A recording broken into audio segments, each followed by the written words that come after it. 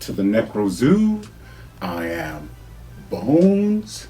And in this one, we're going to take a look at the next figure I will be adding to my McFarlane DC Multiverse collection. Now this is the Injustice 2 Flash. He has been released alongside of the Injustice 2 Gorilla Grodd.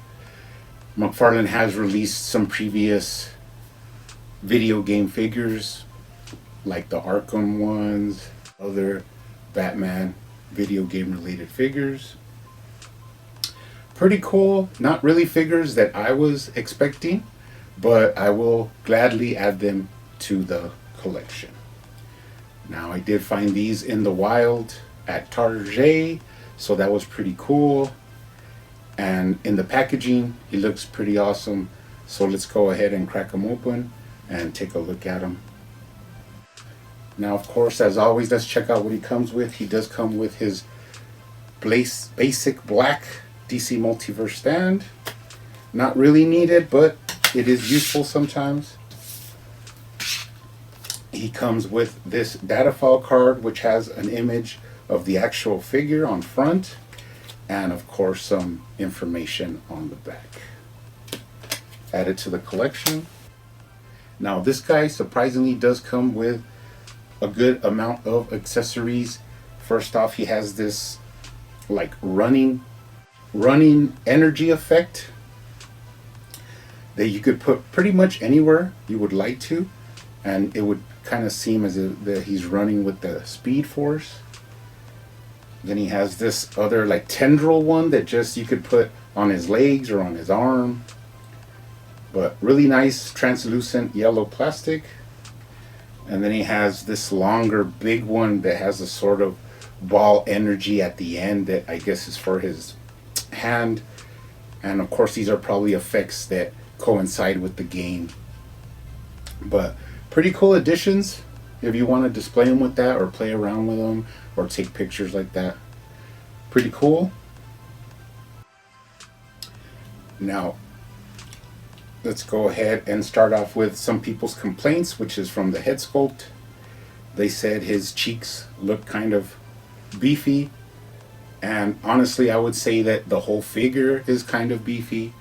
So since this is more designed after the game, it's not your traditional like slenderish Flash. But if you go back and look at a lot of Flash figures released from various companies, sometimes he's never really been like a lanky speedsters. Usually they do have him in a more muscular body type, so that's not a big deal for me.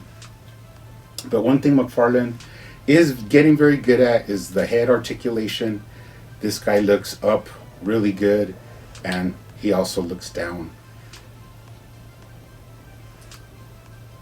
More than enough. And he does have tilt to give him some character. So all in all, McFarlane's getting really good with the head sculpt on these figures. Now moving down, this figure has tons and tons of textures on him. Variations of textures, which is pretty cool.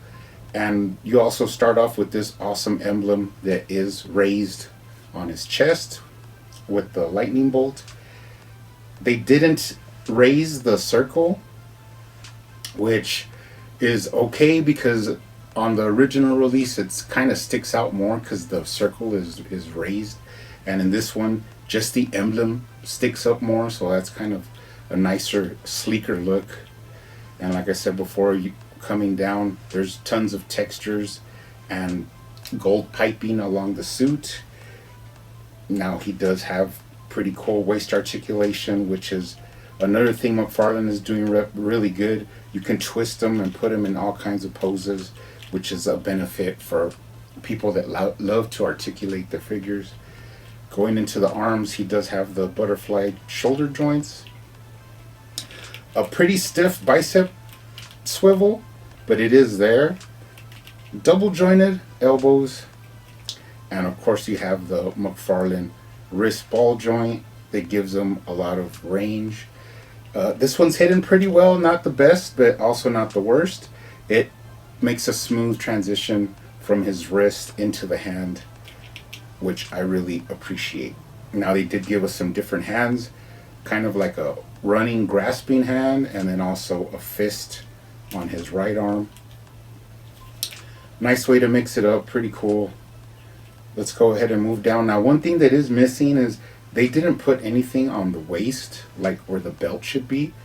There is like a raised gold little line here, and I think even if they would have painted that gold, it would have broken up the figure like from top to bottom, because like this, it just runs right down and there's nothing to break it up in the middle, where usually they have an emblem or a belt buckle. But I think if you cut this line in with some gold, you might get that visual that I'm thinking about. So I might do that. It's a pretty simple little thing just to give it some contrast. Going ahead and moving down, let's check out the thigh swivel on this guy. Now he does have pretty good thigh swivel. Another thing McFarlane's doing pretty good on. Popping out the legs. He does have double jointed knees. Going down to the ankle, of course he has the ball joint with actually pretty easy rocker. I mean, you can manipulate it pretty well. And then he does have up and down. And of course he has toe articulation. Really nice looking figure from top to bottom. The only thing is that there's not really a lot of paint variation like in the shadows or in the crevices. It's just one flat color, but they did break it up into glossy and a little bit of flat satin kind of in the middle. So it's pretty good. Looking at the bottom, he has some printed words down at below his soles. And then looking at the boots, he has these pretty cool lightning bolts. Pretty nicely sculpted. Moving up, more textures and wrinkles in the suit. You got some wrinkles going across the lower back. Makes it stand out to not just be a plain suit. It actually has some differentiating little textures and some life to it, so that's pretty cool. And then moving up, more sculpting and piping in the back and up on the shoulders, and the different textures with kind of that hexagon kind of sport look. Now there's two different types of hexagon. One is a bigger one and one is a little bit smaller, just to give it some difference in the little hexagon texture that they have. Pretty sweet, pretty awesome looking figure. Another thing in the head sculpt is he got those pretty cool gold fins for his ears, like the lightning bolts, that are also awesome. And then turning him to the side, you could see if you wanted to put him in a running pose or something, his head really works well with that. Pretty cool. Like I said, all in all, since I wasn't really expecting this figure, really happy with him. Let's go ahead and bring out the original Flash releases from McFarlane. You have the Speedster kind of quirky Flash, and then you have the one from the 2-pack, which is more of a grimacing, angry looking Flash. And then just for fun, let's go ahead and pop out some of my old school Flash figures. Of course, you have the original DC Universe Classics Flash from Wave 7, I think. And then you have the next like kind of gold and metallic looking Flash. Then you have this one from the Signature series, which I think is a Wally West Flash. He has the whited out eyes. We have the gray, silver, white lantern Flash. And then the blue lantern Flash. Then we have the Flash from Frank Miller's Dark Knight Returns. A more modernized Flash that was from the Mattel DC Multiverse. And then I also have the Signature series Jay Garrick Flash. Let's just throw him in there because I really like his shiny helmet. Pretty cool figure.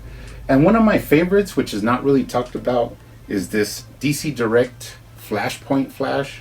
I really love this figure. He looks cool even though he has limited articulation, but that's another thing I say, that even though it has limited articulation, he's a really beautiful, beautiful sculpted figure. Anyways, guys, that's the new addition to the collection, the Injustice 2 Flash.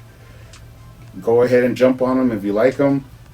Of course, the Gorilla Grodd is just around the corner. Pretty cool additions to the McFarlane collection. Stay hunting out there. Keep collecting. Keep customizing. And I will see you on the next one.